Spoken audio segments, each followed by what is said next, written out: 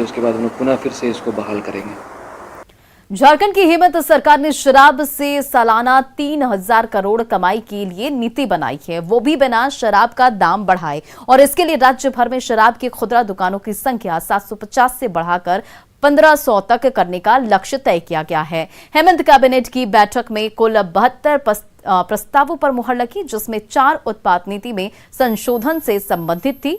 और झारखंड में शराब की अवैध बिक्री और राजस्व को नुकसान पर रोक के लिए अब पूरे प्रदेश में शराब के सिर्फ 5 ही गोदाम होंगे। और नई बार नीति के मुताबिक जो है अब संचालक को तय शराब का कोटा उठाना ही होगा और न्यूनतम बिक्री का लक्ष्य भी तय होगा।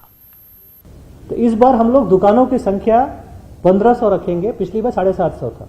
तो उस कारण से चूंकि ज्योग्राफिकल स्प्रेड घटेगा तो उससे लीगल भी घटेगा, परंतु इलीगल बढ़ेगा। ऐसा नहीं खपत कम हो जाता है, इलीगल बढ़ जाता है। स्ट्रक्चर सेम है, परंतु उसको हम लोग कम बेसी करके हम लोग इस तरह से किए हैं कि बिना कोई दाम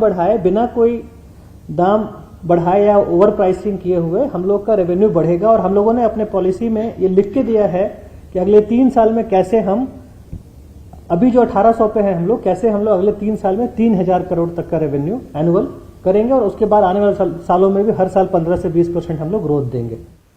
और झारखंड में नई उत्पाद नीति को लेकर सत्ता पक्ष और विपक्ष आमने सामने नजर आ रही है। जेएमएम और कांग्रेस ने जहां इस नीति को राजस्व के साथ जोड़कर लिया है, सही निर्णय बताया है, तो वहीं बीजेपी का कहना है कि राज्य सरकार लोगों को शराब पिलाकर अगर राजस्व में बढ़ोतरी करना चाहती है तो इससे दुर्भाग्यपूर्ण बात और क्या हो सकती है।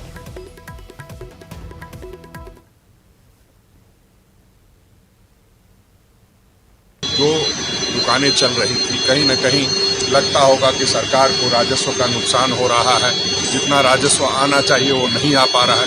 तो एक बार सरकार फिर से प्रयास कर रही है नई नीति को ला करके, इसमें देखेंगे हम लोग कि कितना सरकार को फायदा होता है और लोगों में कम से कम कितना इस तरह का की भी कवायद सोची जा रही है कि शराब मुक्त। ये सरकार तो ऐसा लग रहा है जैसे झारखंड के लोगों को शराब पिलाकर ही राजस्व वसूलेगी।